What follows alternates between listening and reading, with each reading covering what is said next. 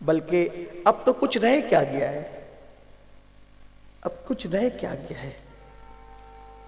انسانیت اٹھ گئی، ادب اٹھ گیا، احترام اٹھ گیا۔ میں اکثر لوگوں کو کہتا ہوں، لوگ برا بھی مانتے ہیں، میری مائیں اور بہنیں بھی یہاں موجود ہیں، ان کو بھی کہتا ہوں کہ مائیں اور بہنیں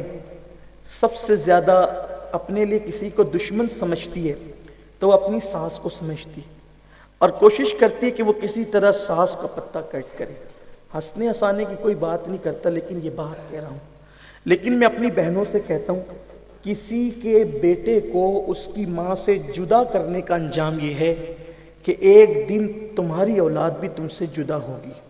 کیونکہ اللہ کے نبی نے فرمایا کما تدین و تدان،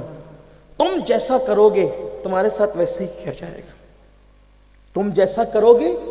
تمہارے ساتھ ویسا ہی کیا جائے گا۔ حضرت یوسف علیہ السلام کے گمنے کی وجہ صوفیاء کرام نے یہ بیان کی ہے،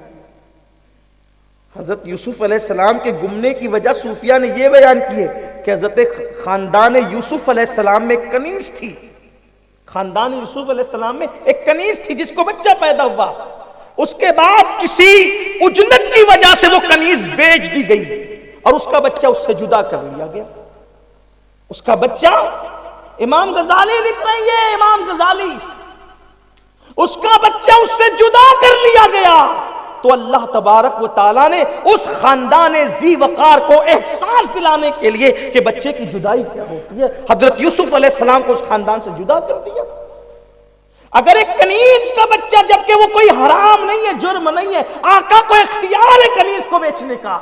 کوئی گناہ نہیں ہے، تو جب اس کا بچہ جدا کرنے پر بچے کی جدائی ہو جاتی ہے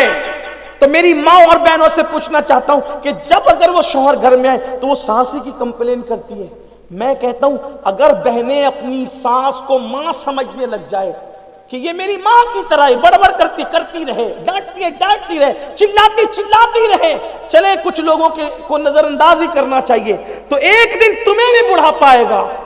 اگر تم نے کسی کی اولاد کو اس سے جوڑ کر رکھا، اللہ تمہاری اولاد کو بھی جوڑ کر رکھے گا، اور تم نے کسی کی اولاد کو توڑنے کی کوشش کی، اللہ تمہاری اولاد کو تم سے دور کر دے گا، کیونکہ میرے نبی فرما چکے کما تدین و تدان۔ اور آپ سے کہتا ہوں، دنیا کی بڑی سے بڑی نعمت ٹھکرانا، لیکن ماں باپ کو ناراض نہیں کرنا، اس لیے کہ ان کی رضا میں خدا کی رضا ہے اور ان کی ناراضگی میں خدا کی ناراضگی۔